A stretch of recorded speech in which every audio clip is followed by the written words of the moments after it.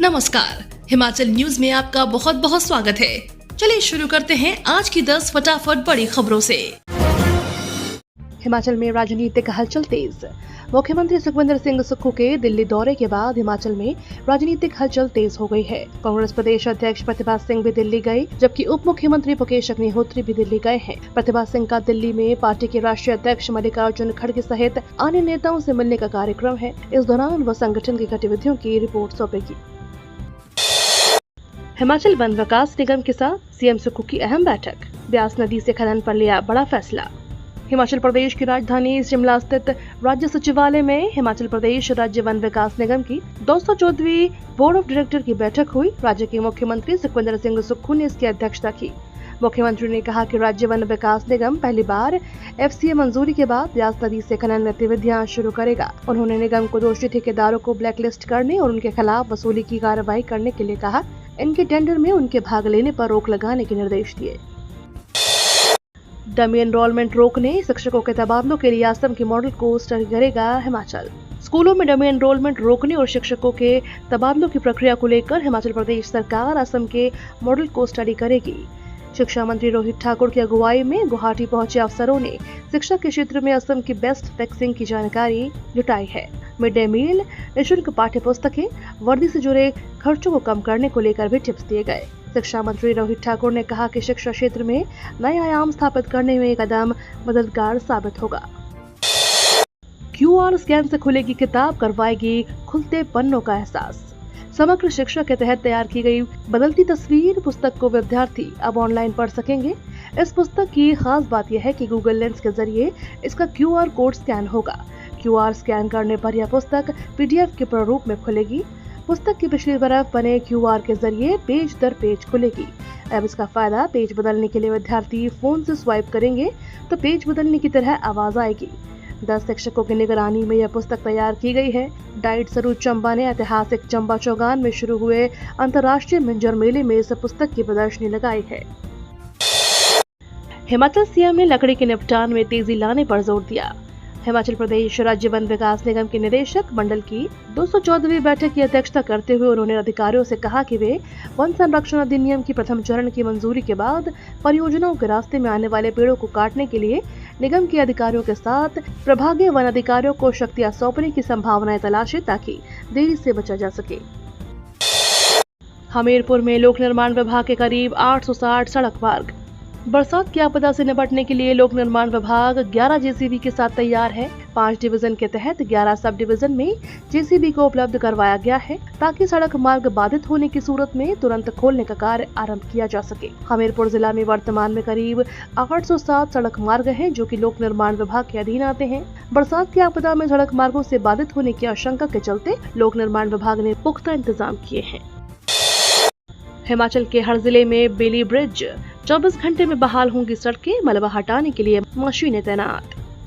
हिमाचल प्रदेश में मूसलाधार बारिश के चलते शिमला और मंडी में जगह जगह सड़कों पर भूस्खलन हो रहे हैं।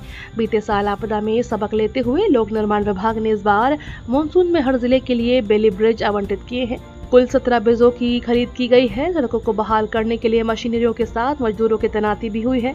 प्रदेश सरकार ने विभाग के निर्देश दिए हैं कि 24 घंटे के भीतर सड़कें बहाल होनी चाहिए। विशेषकर सरकार ने सेब बाहुल्य क्षेत्रों की सड़कों पर विशेष ध्यान देने को कहा है।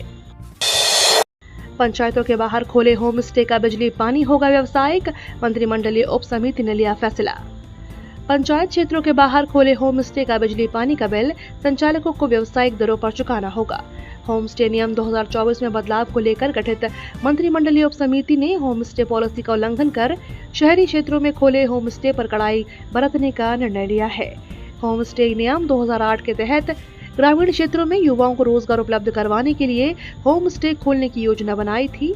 होम स्टे के लिए बिजली पानी के कनेक्शन भी घरेलू दरों पर जारी करने की व्यवस्था की गई। हिमाचल में 200 रुपए प्रति किलो बिक रहा सेब, किसानों की जबरदस्त बढ़ेगी कमाई। हिमाचल प्रदेश के किसानों के लिए खुशखबरी है। इस साल इस सीजन की शुरुआत से ही सेबों की कीमतों में जबरदस्त उछाल देखने को मिल रहा है। पिछले एक हफ्ते से अच्छी क्वालिटी का सेब 120 से 150 रुपए प्रति किलो बिक रहा है। वहीं कुछ नंदा किस्म के सेब का रेट 200 रुपए प्रति किलो के करीब पहुंच गया है। ऐसे में उम्मीद की जा रही है कि अगर आने वाले कुछ हफ्तों तक मार्केट ऐसा रहा तो इस बार सेब उत्पादक किसानों की अच्छी कमाई होगी।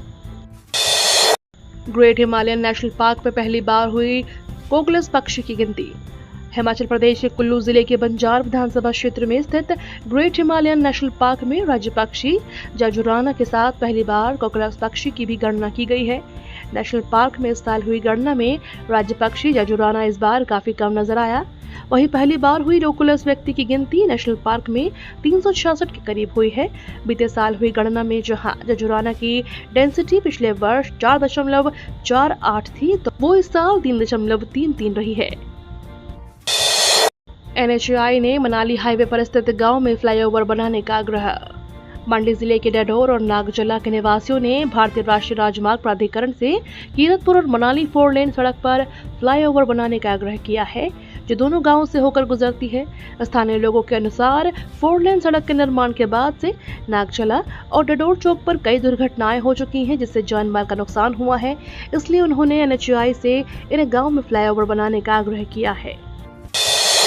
हिमाचल में भारी बारिश का ऑरेंज अलर्ट, लोगों से एहतियात बरतने की अपील। हिमाचल प्रदेश के कई जिलों में बारिश को लेकर अलर्ट जारी हुआ है। 31 जुलाई और 1 अगस्त को जिला सिरमौर के साथ जिला कांगड़ा के कई हिस्सों के लिए ऑरेंज अलर्ट जारी हुआ है। इसके अलावा प्रदेश के अन्य हिस्सों में 2 अगस्त तक मौसम खराब रहने की अनुमान है। इस दौरान जिला चंबा, कांगड़ा, किन्नौर, मंडी, सोलन, सिरमौर और शिमला में मध्यम बारिश का पूर्वानुमान है। अलर्ट के बीच हिमाचल प्रदेश सरकार के साथ स्थानीय प्रशासन ने लोगों को एहतियात बरतने की भी अपील की है। भारत में बंद होने वाला है व्हाट्सएप, सरकार ने दिया जवाब। संसद में कांग्रेस सांसद विवेक तनखा ने पूछा कि क्या भारत में व्हाट्सएप बंद होने वाला है। IT मंत्री अश्विनी वैष्णव ने लिखित में बताया कि IT मंत्रालय की तरफ से पहले ही बताया गया है कि व्हाट्सएप ने सरकार को अपनी ऐसी किसी योजना के बारे में सूचित नहीं किया है। व्हाट्सएप ने दिल्ली हाई कोर्ट में कहा कि IT नियम उसकी प्राइवेसी का उल्लंघन करते हैं। उन्हें मानने के लिए बाध्य करने पर वह भारत से कारोबार समेट लेगा। इन किसानों को नहीं मिलेगा 18वीं किश्त का लाभ। भारत सरकार द्वारा PM किसान योजना के अंतर्गत अपात्र किसानों को 18वीं किस्त का पैसा ट्रांसफर नहीं किया जाएगा। सरकार ने इस योजना में केवल पात्रताधारी किसानों को ही अगली किश्त का भुगतान करने का निर्णय लिया है। अब तक इस योजना में करीब 11 करोड़ किसान लाभ प्राप्त कर रहे हैं। इनमें से जो किसान PM किसान योजना में निर्धारित पात्रता का पालन नहीं करेंगे, उनका नाम योजना से हटा दिया जाएगा। वर्तमान में इस योजना की 17वीं किश्त 18 जून को किसानों को प्राप्त हो चुकी है। इसलिए अब अगली किश्त का पैसा लाभार्थी किसानों को नवंबर 2024 तक प्राप्त होगा। नेता प्रतिपक्ष बोले, छवि चमकाने में पैसे खर्च कर रही सुक्खू सरकार। पूर्व मुख्यमंत्री और नेता प्रतिपक्ष जयराम ठाकुर ने कहा कि सुक्खू सरकार अब जनहित विरोधी रास्ते पर चल निकली है। मुख्यमंत्री जब अपनी छवि चमकाने के लिए सरकार के पैसे बर्बाद करना चाहते हैं, सरकार हर मंत्री के लिए 2 लोगों को भर्ती करने के लिए मंजूरी दे रही है, जो मंत्री की छवि चमकाएंगे। इतने बड़े सरकारी महकमे, सलाहकारों की फौज और सरकार की छवि बनाने के लिए रखी गई सेना के बाद भी सरकार की छवि चमक नहीं पा रही है। सरकार की छवि चमकाने के लिए काम करने की आवश्यकता है, झूठ फैलाने की नहीं। ये तो थी आज की 10 बड़ी खबरें। डेली खबरों से अपडेट रहने के लिए चैनल को सब्सक्राइब करना बिल्कुल ना भूलें।